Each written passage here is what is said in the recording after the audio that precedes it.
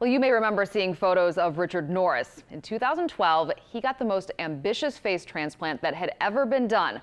And his story has been widely covered because of the amazing transformation he made. Well, now, Norris lives on the North Shore near Covington, and his story isn't over. He's had one medical miracle, and he's hoping for another. Otis, Baxter, and Boudin can be a handful. Walking three dachshunds around their neighborhood near Covington is organized chaos for Richard Norris and Melanie Solis.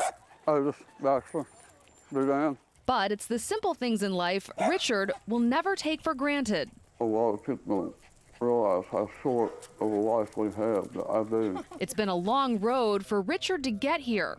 He grew up in Virginia, a typical kid playing Little League, and became a handsome young man. But in 1997, an accident changed all that. For 15 years, I lived as a recluse. I didn't go out of the house that much. And this is why. A loaded shotgun went off in Richard's face, destroying his nose, cheekbones, and jaw. But a second chance came in 2012. Dr. Eduardo Rodriguez at the University of Maryland approached Richard with a daring proposal, the chance to receive the most extensive face transplant in history. It was leaping into the unknown. What we did was never done before. We had no idea if it was even possible. The surgery took 36 hours and 150 medical professionals, and the gift of donation from the family of Joshua Aversano, a 21-year-old man who just enlisted to become a Marine when he was hit and killed by a van. I was given a gift from a brave young man and a very brave family, and I carry his legacy with me every day. He not only got Joshua's face, but his jaw, teeth, and tongue. The radical surgery made Richard a medical celebrity, covered by reporters around the world.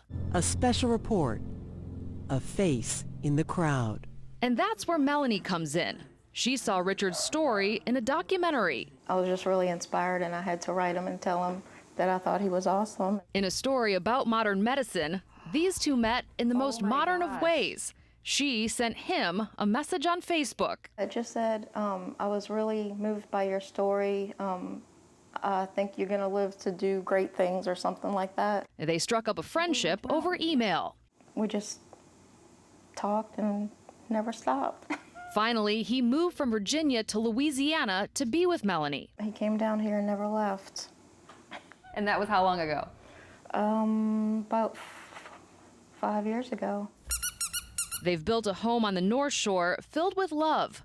But unfortunately, Richard's story doesn't end there with a happily ever after. The first thing that came to my mind was, I can't live without him, if something happens to him. It turns out the medicine Richard takes to make sure his body doesn't reject his transplanted face is destroying his kidneys.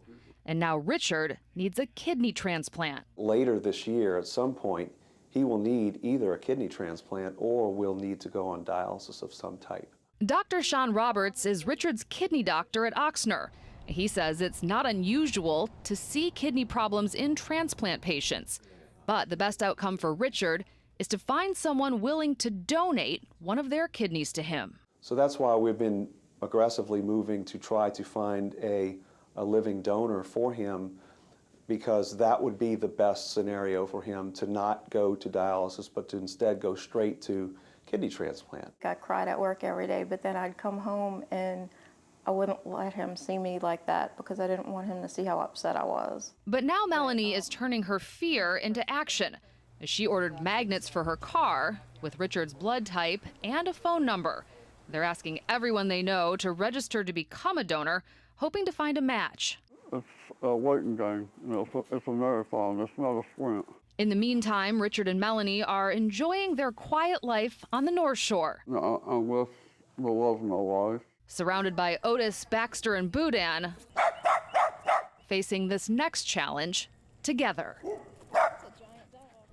Well, so Richard is counseling other patients who are waiting for face transplants while he waits for a kidney, and he says it really helps them to talk with someone who knows what they're going through. And it's not just normal people, he's helping soldiers in a unique way too. Yeah, I thought this was an interesting part of the story. The Defense Department actually funded the research that made his face transplant possible, so they're hoping that his surgery will help soldiers injured at war, like IED explosions and that kind of thing, so when they come back, they'll be able to help them as well. So It's a fascinating and complicated story too. totally, for sure. and we have more on organ donation and Richard on our website, so you can check that out at WWLTV.com.